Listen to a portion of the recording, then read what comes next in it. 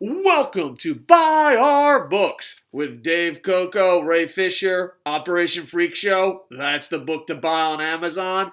It's about a bunch of vigilantes who put on luchador masks and kill pedophiles. We are answering questions from a blog, and we are rocking and rolling. Ray, hit me with the question. Maybe that could be our thing. After I do the intro, I'm like, Ray, hit me with the question. And then I slap you like you're a road warrior hawk. Okay, John Valeri asks, you both live overseas. What challenges does this pose to the publishing process? And conversely, how do you feel that your worldview benefits your writing? The big one is time zones. Time zones, not being able to meet people asking for autographs. You're like, I live in Tokyo. You know what I mean? Like weird stuff like that. I come to my book fair. But it's like, the thing is, if we lived in the States, we can go to all these book things. Yeah. But when you actually have to fly out there, it's difficult. You know what I mean? It's just like, yeah, dude, we're going to fly out there. So, yeah. You've met our publisher face-to-face. I never. And, yeah, there's like people I work with 24/7 that I've never met face-to-face. Yeah. And a face-to-face meeting is important. And on top of that, like time zones, when their business hours don't match your business hours, that is a lot bigger problem than you think. And sending emails like you won't get a reply. I mean, never expect to get a reply within an hour. You're gonna have to wait until they wake up. Whatever time it is over there when you sent it. So it's really, time zone's really difficult. Not seeing face to face, not being able to do stuff. Because like, you'll go to a book club here, an English-speaking book club, and it'll be 6 people saying they're authors and you should buy their book. And it's just like, all right, well, we want to swap books? No? All right, well, have a good day, sir. But yeah, so I think that's the big thing. And as far as your worldviews, I don't think it just helps as a writer. I just think it helps in life. Like I always said, like, if you leave your country, you find out about your country. If you've been to like 5 or more countries, you find out about you.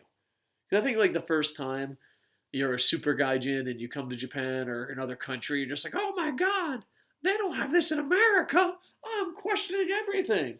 But then like after like 5 things, you're just like, oh, what's important to you? But you'd be surprised. I think that's the thing about traveling overseas. But also writing, you get to see how other people feel, act, and all that. So yeah. You want to add anything? Yeah. How do you feel that your worldview benefits your writing? Well, I think one thing, Japan has a very different attitude to what? Everything? The kind of... Talking? Yeah, especially the kind of... what the subject matter that we're dealing with in our book, Operation Freak Show, by our book. Particularly about pedophilia and... I guess just how... there's a lot of young girl stuff.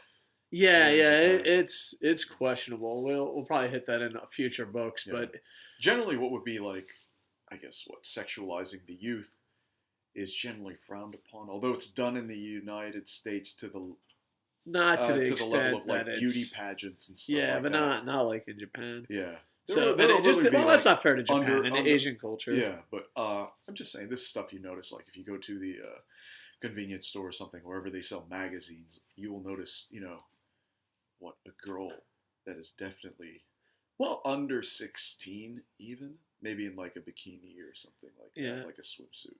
Well, and not only that, but also too, like we'll get notes from people, and they're like, you can't talk about that, but in this country they talk about it. I think that it's different, but they're more open about certain subjects than others. Like younger kids know tougher subjects here. And so it is different. It's weird. Like, because the thing is, we've lived here so long that it's kind of like, is this okay in the American audience? I noticed that, me asking that a lot, because because you guys look crazy when I lived in America, I was like, oh man, I wonder why the world thinks you look crazy. But then you like leave America for like 10 plus years and you're like, it's probably not as crazy as it looks. But as an outsider looking on Facebook and the news, you guys look Looney Tunes out there. Like, hey, and I don't know. I think no one is as crazy as social media the news makes them out to be. Hmm. I think and vice versa. Like, because even in here, everyone always asks about the octopus porn.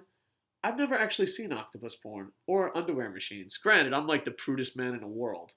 But have you seen octopus porn out in the opening or like panty machines? I don't know if it was an octopus, but it was definitely tentacles. Yeah, Oh, tentacles. Yeah, and yeah. I've never seen the panty machines. But Yeah. you have to be in that. You have to be in an area where they sell panty machines. Normally, Where's I the don't go. panty Yeah, I panty have no machine idea. district? If you're normal, I mean, normal, just going to work and going about your day, you will not encounter a Yeah. panty machine. I don't know where they. I don't even know where they would be. Probably in the red light districts, I guess. Yeah, and then you just see stuff that you wouldn't know. Mm. Because like the thing is, a lot of people you go on vacation, and there's an image every country wants you to have. Mm. But once you live here, that image goes away. And then you find out what it's like to be real in the real world. What was that MTV show? What, Puck? That's the only thing I ever remember. I think it was Real World. Oh, I When don't know. people stop being fake and try to be I real. thought you were talking about Wolfgang. That's like the chef. Yeah, he's got a He had a restaurant TV here. show also. I Yeah, think. yeah. I don't know. I don't know much about it. So, did we answer the question? We went all right. You both live overseas with challenge. Yeah, there's a lot of I'm challenges. satisfied. I'm yes. satisfied. We're satisfied. Give yourself some Barry Horowitz. That has been this episode of Buy Our Book, Operation Freak Show. Link down in the doobly-doo. Thank you, John. We're going to put a link down in the doobly-doo for that. And with that, I am over. Ba-na-na-na-na-na.